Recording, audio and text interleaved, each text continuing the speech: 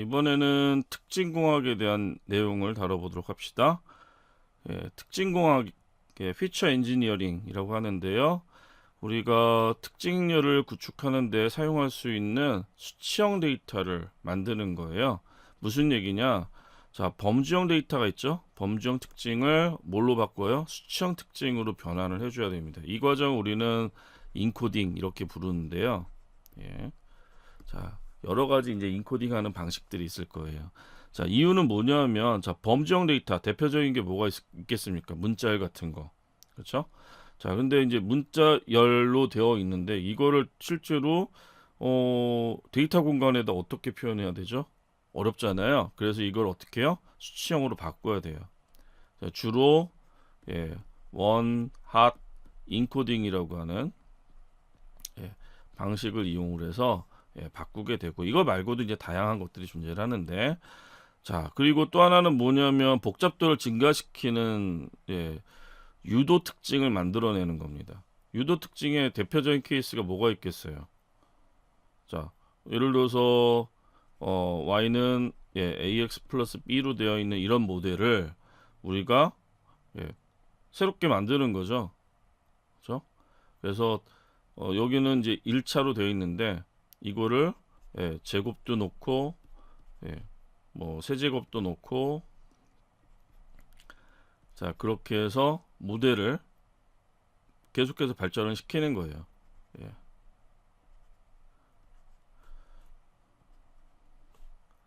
자, 이런 모델로 만들면 결국에는 얘네들은 뭘 증가시킨 거예요? 차수를 증가시킨 거죠.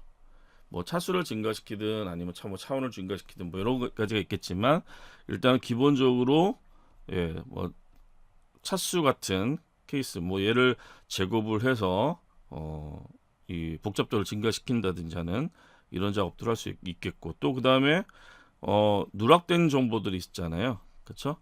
그 누락된 값을 실제로 이제 만약에 이제 사용하고자 한다면 어떤 대체하는 방법들이 있을 거잖아요, 그렇죠?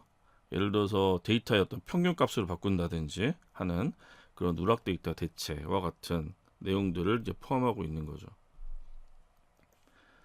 자, 대표적인 범주 특징의 변화를 한번 좀 보도록 할게요. 자, 데이터를 보게 되면은 프라이스 정보하고 룸 정보, 로케이션 정보가 있습니다. 당연히 비싼 동네가 있겠죠. 룸의 개수가 같다 하더라도. 자, 어쨌든 그럼 여기에는 수치 정보가 있고, 그 다음에 범주형 정보가 있습니다. 얘를 이산형이라고 우리가 일반적으로 얘기하죠. 자, 그러면 피처 익스트랙션에는 딕트 벡터라이저라고 하는 녀석이 있는데, 자, 여기 나와 있는 딕트 벡터라이저라고 하는 함수를 이용하게 되면은 변환을 할 수가 있어요. 그 변환을 할 수가 있는데 어떻게 변환이 됐죠? 자, 지금 보시면은, 자, 수치형 데이터를 제외하고 이상한 데이터들이 만들어졌어요. 그렇죠? 그러면 얘가 어떠한 정보인지 잘 모르겠죠? 근데 어쨌든 1과 0으로 구성된 뭔가의 어떤 변환이 일어난 것을 확인하실 수가 있을 겁니다. 그래서 딕트 벡터라이저를 이용을 해서 fit 트랜스폼을 하게 되면은 데이터가 변환이 일어나게 되는데, 이때 자, 요쪽 부분, 자, 데이터가 있는데, 그러면 첫 번째 열, 두 번째 열, 세 번째 열 어떤 데이터인지 우리가 알려면은 딕트 벡터라이저 객체의 get feature names라고 하는 것을 보게 되면 뭐라고 나와 있어요? 로케이션 중에 신천동, 그 다음에 로케이션 중에 잠실동, 로케이션 중에 천호동. 그러니까 데이터하고 어떻게 돼 있습니까? 지금 값을 연결해 가지고 키를 만들어 놓은 거예요. 피처의 이름을, 일종의 이제 컬럼 이름이 되겠죠? 여기 컬럼은 아니지만, 자, 그러면 만약에 얘가 1, 0, 0 이렇게 들어가 있었다라고 하면은 얘는 신천동 의미하는 거고, 여기가 0, 1, 0 이렇게 들어가 있으면은 이 데이터는 잠실동이라고 하는 것을 의미하는 거죠. 자, 요런 방식을 우리가 이제 원핫 인코딩 방식 뭐 이렇게 얘기를 하는데 일반적으로 딕트 벡터라이즈를 이용해서 만들 수가 있습니다. 근데 옵션 중에 스파스 옵션이라고 하는 게 있어요. 이건 뭐냐면은 희소 행렬이라고 하죠. 예. 자, 희소 행렬은 언제 쓰는 겁니까? 자, 만약에 우리가 어떤 배열이 있는데 행렬이 있는데 0이 무지 많아요. 0은 무지 많고 1은 적어요. 데이터는 적습니다. 자, 그러면 0은 실제로 의미 없는 데이터잖아요. 그러면 실제로 데이터가 있는 곳의 위치 정보만 가지고 있으면 실제로 이런 데이터를 만들 수 있기 때문에 스파스 매트릭스 해서 이제 희소 행렬이라고 하는 녀석은 위치 정보하고 값을 갖고 있는 데이터 갖고 있는 예, 녀석이 되겠습니다. 근데 스파스 매트릭스는 예, 일반적으로 우리가 이제 사이피에서 이제 제공해 주는 것들 이제 많이 쓰게 되죠. 자, 그래서 그 옵션. 그러면 어떤 장점이 있어요? 이렇게 만들어진 행렬의 경우에는 장점이 메모리를 적게 사용한다라고 하는 그런 특징이 있기 때문에 fit 트랜스폼을 해보면은 앞서 본 것하고 조금 다른 형태의 객체 정보가 나오게 되는 거죠. 자, 텍스트 특징의 변환이 있는데요. 자, 지금 보시면 세 개의 문장을 넣어놨습니다. 굴 넣어놨는데요. 모바일 폰, 배틀그라운드 모바일 게임, 그리고 폰 게임. 자, 그러면 여기 이제 단어가 몇 개가 있죠?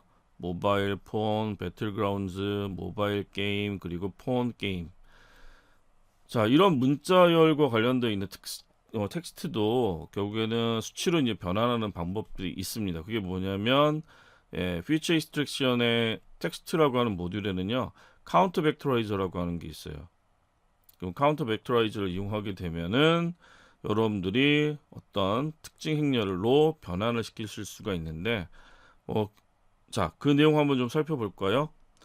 일단은 특징 행렬 스파스 매트릭스를 어레이로 변환을 시키고요. 그리고 컬럼을 어떻게 해요? 지금 카운터 벡터라이저 객체의 get features names를 이용으로 해서 컬럼을 만들어서 여러분들 데이터 프레임으로 보면은 이게 어떻게 인코딩이 됐는지 모습을 쉽게 보실 수가 있을 거예요. 그래서 자, 텍스트가 몇 개였습니까? 하나, 둘, 세 개죠. 하나, 둘, 세 개. 자, 그런데 자, 데이터가 세 개가 있는데 단어를 보면 전체 단어 보면 배틀그라운드도 있고요, 게임도 있고, 모바일도 있고, 폰도 있어요. 자, 그런데 첫 번째 문장은 어떻게 되어 있죠? 모바일하고 폰. 두 번째 문장은 배틀그라운드 모바일 폰이니까 거기에 1. 자, 그리고 폰 게임은 폰하고 게임. 자, 이렇게 해서 이제 원한 인코딩을 한 거예요. 그래서 그 단어가 그 문장에 몇 번 나타났는지를 나타내주는 이런 변환기를 사용을 해서 수치화시킬 수 있는 기능들이 들어가 있습니다. 자, 그러면 자, 이런 텍스트를 또 어떻게 또 바꿀 수 있느냐? TF IDF 벡터라이저라고 하는 녀석이 있어요. 카운터 벡터라이저가 아니라. 자, 이 TF IDF 벡터라이저라고 하는 녀석은 변환을 시키게 되면은 스파스 매트릭스가 나오는데요. 자, 이것을 일단은 또 팬더스의 데이터 프레임으로 이제 변환을 시켜서 보게 되면 다음과 같은 결과를 만들어 줍니다. 자, 이거는 2하고 0이 아니죠. 카운트가 아니죠.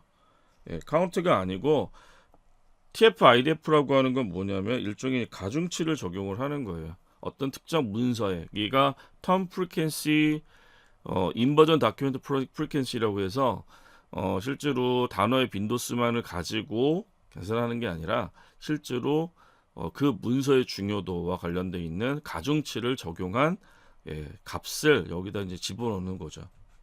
그럼 당연히 실제로 어떤 단어가 이 문장에서 중요하다라고 하면 그 값이 높은 값을 갖는 그런 형태의 가중치 정보를 반영한 인코딩 방식을 사용할 수가 있습니다.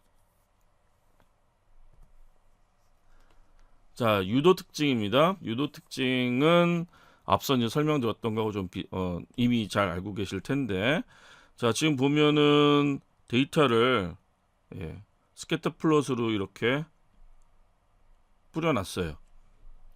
이메 데이터를 만들어서. 자, 그러면 리니어 리그레션을 이용을 해서 여러분들 피팅시킨 모델이 만들어 놓은 것을 보게 되면은, 자, 요런 선이 나오네요. 어떤 느낌이 드시죠? 이거 언더핏이다. 그렇죠? 고편향이다 라고 우리가 얘기를 할 수가 있는 거죠. 자, 그러면은 여기다 우리가 어떤 특징을 추가해서 모델의 복잡도를 높여주는 방법이 좀 필요할 수도 있을 거예요. 그렇죠? 자, 그럼 어떻게 합니까? 앞서 우리가 이미 다 썼어요. 뭐를? 폴리노미얼 피처스라고 하는 다항식과 관련되어 있는 특징을 변환시켜주는, 추가해주는 그런 작업들을 해줄 수 있는 녀석이에요. 자, 거기에 우리가 뭐 계속 봐왔던 부분이죠. 3 뭐예요? 얘는 3차. 자, 그럼 피 트랜스폼을 해봅니다. 그랬더니 어떤 변화가 일어나죠? 자, 우리가 x는 어떤 구조였어요? x는 자, 요렇게 생긴 녀석이었어요. 뭐죠? 얘는 5행 1열짜리였잖아요. 그죠? 그럼 5행 1열짜리였는데 디그리 3 했더니 어떻게 돼요? 얘가 5행 3열짜리로 바뀝니다. 5행 3열짜리로 바뀌면서 여기에 1, 2, 3, 4, 5라고 하는 데이터가 들어가 있었는데 그 다음 부분은 뭐예요? 제곱 1, 4, 9, 16, 25 그리고 그 다음 거는 뭐가 돼요? 1, 세제곱 1, 8, 27, 64, 125 자, 이렇게 되면서 뭐가 증가를 해요? 차수와 관련되어 있는 부분에 대한 정보가 증가를 하게 되는 거죠. 그렇죠? 자, 그러면 이렇게 증가가 된, 차수가 증가가 된 모델을 만들었으니까, 이 차수가 증가가 된 모델을 만들었으니까 실제로 데이터를 여러분들이 피팅을 시키게 되면은 그와 관련되어 있는 예측값을 반환하게 되고, 이것을 우리가 플롯을 해서 연결을 시키게 되면요, 요런 그래프가 만들어집니다. 그렇죠?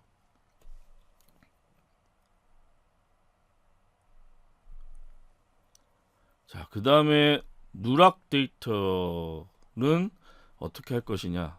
물론 누락 데이터에 대한 관련되어 있는 부분을 데이터 전처리에 뭐 팬더스나 팬더스의 데이터 프레임을 가지고 할 수도 있겠지만, 사이클런 같은 경우에는 임퓨터라고 하는 녀석을 또 제공을 해줘요. 지금 그런데 그 가장 최신 버전의 경우에는 지금 임퓨터가 디프리케이트 되어 있기 때문에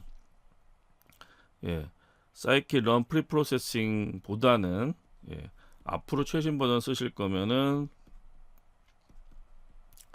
자, sklearn의 임퓨터에 임포트를 하시면 됩니다. 임포트 하시고 심플 임퓨터라고 하는 녀석으로 그 기능을 지금 옮겨가고 있는 과정이거든요. 그래서 물론 이제 지금 요 코드를 사용하셔도 뭐 사용하시는데 문제가 없지만 앞으로 이제 없어질 거기 때문에 심플 임퓨터라고 하는 것을 사용을 해서 쓰시면 되겠습니다. 자, 그러면 임퓨터 객체. 자, 근데 임퓨터 객체를 사용할 때 스트래티지 부분에다가 함수의 이름을 주시면 돼요. 자, 나는 이제 민이라고 하는 부분을 쓰겠다라고 하게 되면 피 트랜스폼을 했을 때 여기에 나와 있는 이런 NaN 값, 그렇죠? 누락 값은 어떻게 돼요? 그 열에 해당하는 평균 값으로 바뀌는 것을 확인하실 수가 있을 겁니다. 당연히 그러면 누락값 뭐 제거하거나 아니면은 누락값을 대체하거나 해서 여러분들이 훈련을 시켜야 되기 때문에 당연히 이런 것들은 이제 사전에 작업을 통해서 준비를 철저하게 해주시면 좋겠죠. 자, 이제 특징 파이프라인입니다.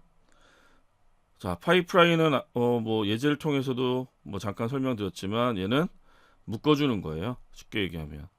자, sklearn의 파이프라인이라는 모듈에는 make 파이프라인이라는 함수가 있는데요.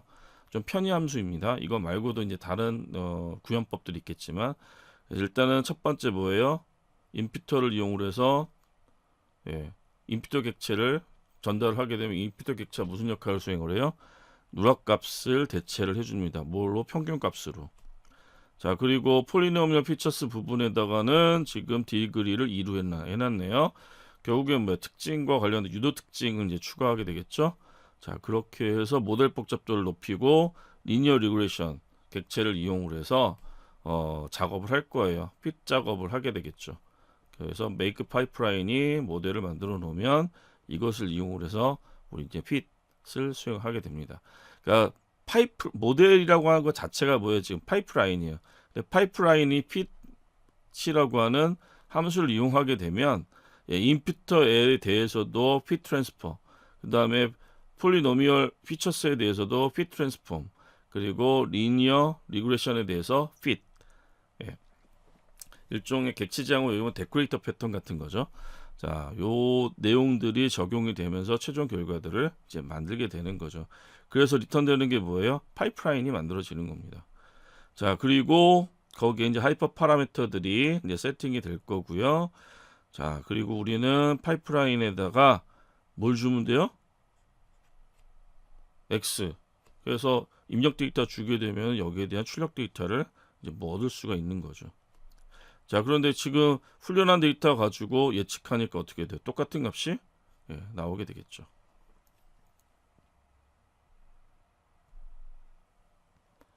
자, 그러면 지금까지 이제 설명드렸던 내용, 특징공학과 관련되어 있는 실습을 진행해 보도록 합시다. 자, 카운트 벡터라이저부터 시작해 보도록 할까요? 자, from sklearn. 자, feature extraction. 자, 그리고 텍스트 모듈이 있죠. 그래서 텍스트 모듈에서 인풋을 하겠습니다.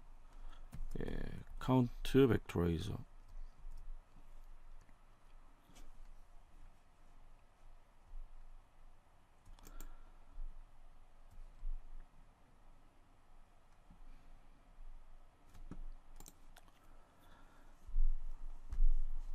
자, 텍스트 정보를 리스트에다가 구현해 볼까요?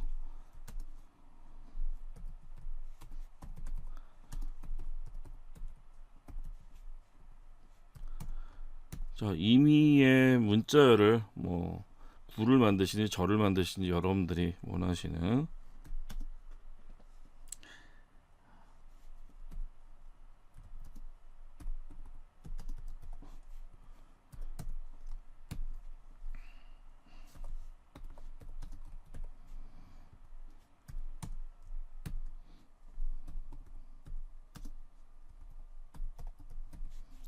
자, 이렇게 텍스트를 준비를 했습니다. 자, 그러면 텍스트를 준비를 했으면은 여러분들은 cback 카운트 벡터라이저를 객체화 시켜야 되겠죠. 자, 그러면은 이 카운트 벡터라이저를 이용을 해서 여러분들은 fit 트랜스폼을 하실 수가 있을 거고요. 대상은 텍스트죠. 자, 그러면은 특징 행렬이 만들어질 겁니다. 자, 그럼 특징 행렬이 어떻게 만들어지는지 한번 볼까요? 자, 스파스 매트릭스로 해서 만들어졌네요.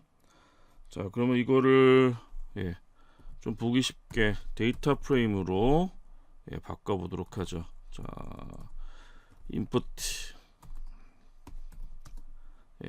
pandas as pd에서 펜더스를 로딩을 하고요. 자, 데이터 프레임 객체를 생성하시면 되겠네요. 자,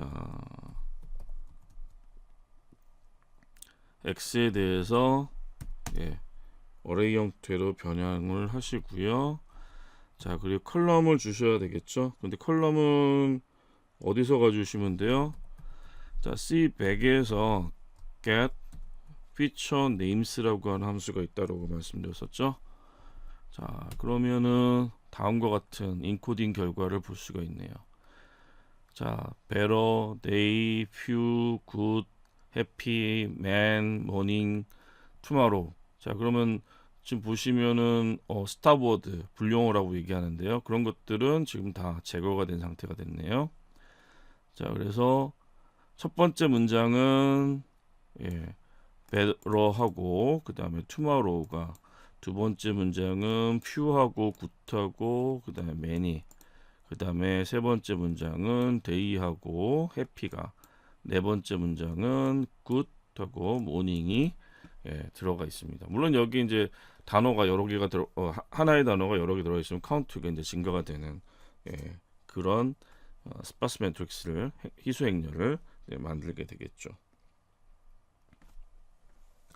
자, 그러면 이렇게 만들어진 이제 데이터를 가지고 뭐 하시는 거예요? 특징으로 변환을 했으니까 이제 모델에서 이 인코딩된 값들을 이제 사용할 수가 있을 것입니다.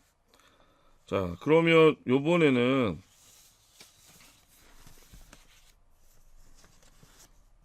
자, 임퓨터, 그래서 임퓨터를 이용을 해서 변환 작업을 해보도록 합시다. 널 값에 대한 대체 작업을 좀 해볼 텐데요. 자, 간단하게 자, 특징 행렬에 대해서 자, 인풋 일단 numpy 어레이 할까요? 그래서 numpy as np. 자, 그리고 우리는 특징 행렬을 새롭게 만들어 보도록 합시다. 자, np 어레이. 자, 여기다가 2차원별 형태로 구성을 해 보도록 합시다. 자, np nan not a number 누락값이 되겠죠.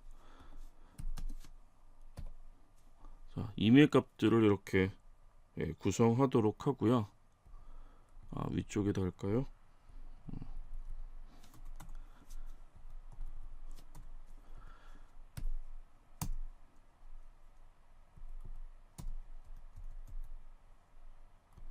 자, 좀 이해하기 쉽게 코드를 만들어 보도록 합시다.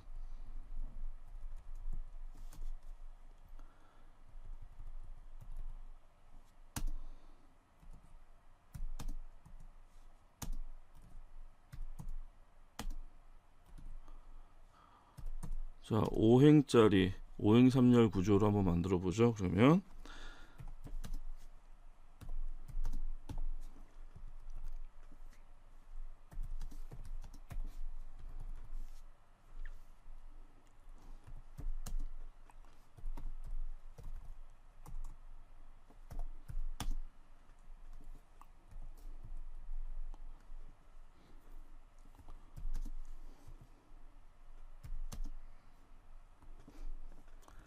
자, 이렇게 해서 우리는 X를 구성을 해 보도록 하고요.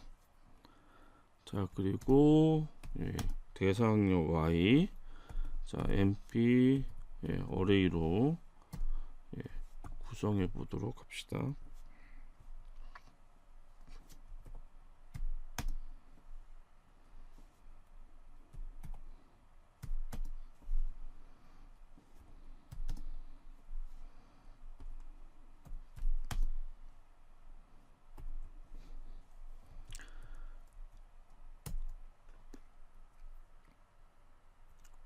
자, 그러면 특징 행렬이 있는데 이 특징 행렬에 np nan과 같은 누락값이 있어요. 그렇죠? 그 누락값을 그 열의 평균으로 대체해 보도록 합시다. 그럼 어떻게 하시면 되죠? 자, 여러분들 지금 설치하셨으면 이제 최신 그 사이클 런을 사용할 테니까 심플 임퓨터를 사용해 보도록 하죠.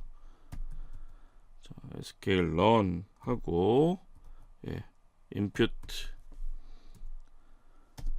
자, 그리고 인풋 하시면서 심플 임퓨터. 기존에 있던 임퓨터하고 그냥 동일하게 사용하실 수 있습니다. 그래서 임퓨터를 여러분들이 만들어서 쓰시면 되는데요. 자, 심플 임퓨터에 여기에 스트래티지를 민으로 지정해서 임퓨터를 만드시고요. 당연히 그 임퓨터를 이용을 해서 fit transform 하시면 되겠죠.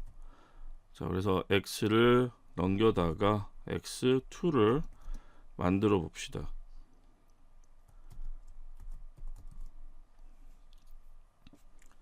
자, 그러면 뭐가 평균, 열의 평균이 들어간 것을 확인하실 수가 있을 겁니다. 자, 이렇게 이제 임퓨터를 저희가 또 만들어 봤고요. 자, 파이프라인을 한번 저희가 적용을 해볼까요? 그러면 자, 파이프라인은 뭐 앞서 이제 실습 1에서도 이제 보셨던 내용이긴 한데요. 다시 한번 정리해 보도록 합시다. 자, from sklearn 해서 자, 파이프라인 모듈을 사용하겠습니다. 자, 여기서 input make pipeline. 자, 그럼 파이프라인을 만들면은 여러분들이 make pipeline 해서 첫 번째로 지금 위에서 봤던 심플 임퓨터. 자, 스트래티지는 민을 줄까요? 똑같이. 자, 그리고 이제 두 번째는 이미 잘 알고 계시는, 자, 여기 위에다가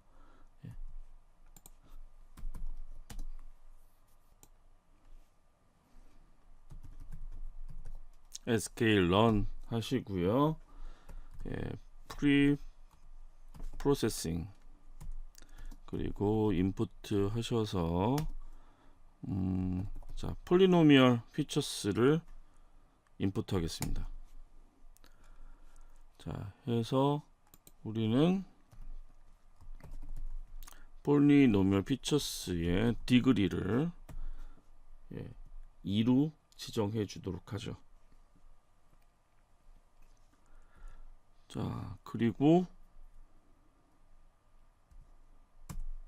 자, 그 다음에 여기에 뭐 또 작업해 볼까요? 위에다가 자, from sklearn 해서 리니어 모델 인풋 여기에 리니어 리그레션. 자, 그렇게 해서 리니어 리그레션 모델을 생성하는 파이프라인. 자, 이렇게 해서 이제 파이프라인을 만들도록 하겠습니다. 자, 그러면은 파이프라인을 이용을 해서 뭘 해요? fit을 하면 되죠. 이 fit을 할 때 뭘 쓰시면 돼요? 지금 특징열 x하고 그 다음에 대상 벡터 레이블에 해당하는 y. 자, 그렇게 되면 파이프라인이 이제 구성이 될 거고요. 자, 이것을 이용을 해서 뭐 간단하게 테스트해 볼 수 있죠. 자, 아까 보셨듯이 y 출력해 보시면은 y의 이게 이제 정답이죠. 자, 그러면 여러분들이 파이프라인에 predict 함수를 이용을 해서 자, x를 줬을 때 y 값 나오는 것을 보게 되면은 결과값이 같은 것을 확인하실 수가 있죠. 자, 그러면 내용을 보면 실제로 이제 뭐 스텝스라고 하는 정보가 나오는데 우리가 심플 임피터를 사용하고 폴리노미얼 피처스를 사용하고 그리고 리니어 리그레션까지 진행해서 결과가 만들어지는 일종의 뭐의 절차를 만드는 거죠. 파이프라인을 사용하게 되면은 데이터에 대한 이 변화부터 시작해서 실제 모델 생성까지의 과정 자체를 하나의 사이클로 하나로 이제 묶어서 작업할 수 있기 때문에 아주 유용한 기능이라고 할 수가 있겠습니다. 자, 그래서 이제 원하드 인코딩과 관련되어 있는 카운트 벡터라이저 같이 사용해 봤고요. 파이프라인까지 그리고 심플 임피터 최신 버전의 내용까지 같이 실습을 해 봤습니다.